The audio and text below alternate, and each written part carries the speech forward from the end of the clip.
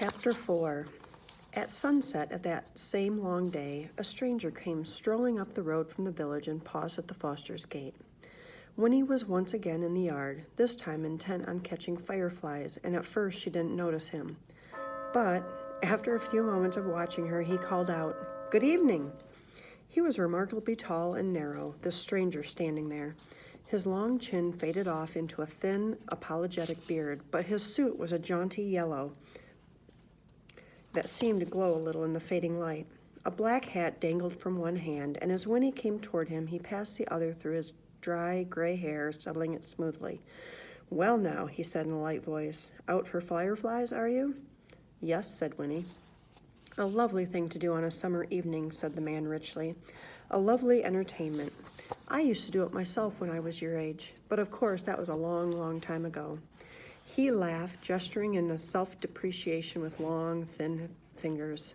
His tall body moved continuously. A foot tapped, a shoulder twitched, and it moved in angles rather jerkily.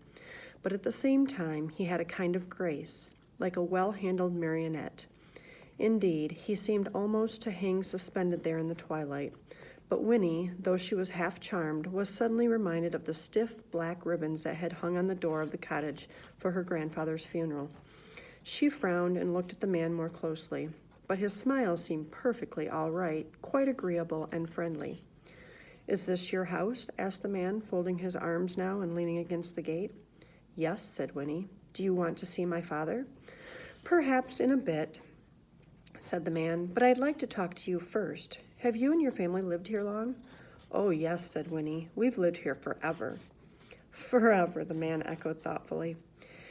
It was not a question, but Winnie decided to explain anyway. "Well, not forever, of course, but as long as there have been any people here. My grandmother was born here. She says this was all trees once, just one big forest everywhere around, but it's mostly all cut down now, except for the wood." "I see," said the man, pulling at his beard. "So of course you know everyone and everything that goes on." "Well, not especially," said Winnie. "At least I don't. Why?" The man lifted his eyebrows. "Oh," he said, "I'm looking for someone, a family." "I don't know anybody much," said Winnie with a shrug, "but my father might. You could ask him." "I believe I shall," said the man. "I do believe I shall."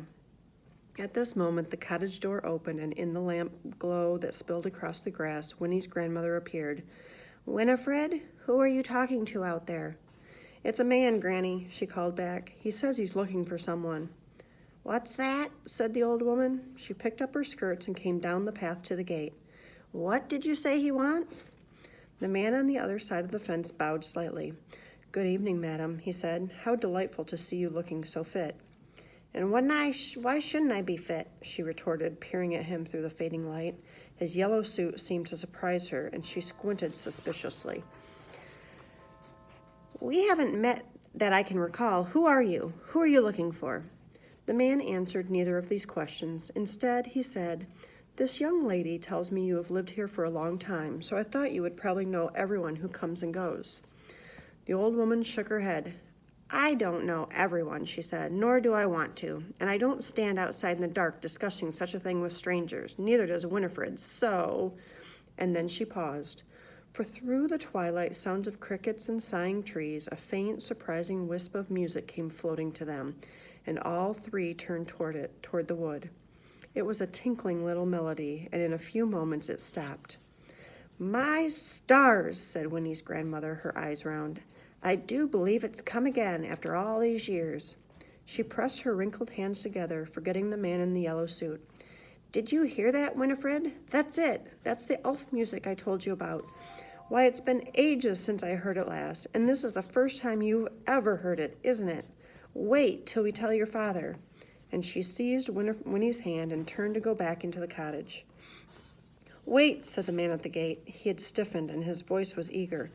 "You've heard that music before, you say?" But before he could get an answer, it began again, and they all stopped to listen. This time it tinkled its way faintly through the little melody 3 times before it faded. "It sounds like a music box," said Winnie when it was over. "Nonsense, it's elves," crowed her grandmother excitedly, and then she said to the man at the gate, "You'll have to excuse us now. She shook the gate latch under her nose to make sure it was locked, and then, taking Winnie by the hand once more, she marched up the path into the cottage, shutting the door firmly behind her. But the man in the yellow suit stood tapping his foot in the road for a long time, all alone, looking at the wood. The last stains of sunset had melted away, and the twilight died too, as he stood there, though its remnants clung reluctantly to everything that was pale in color, pebbles, the dusty road, the figure of the man himself, turning them blue and blurry. Then the moon rose. The man came to himself and sighed. His expression was one of intense satisfaction. He put on his hat, and in the moonlight his long fingers were graceful and very white. Then he turned and disappeared down the shadowy road, and as he went he whistled, very softly, the tinkling little melody from the wood.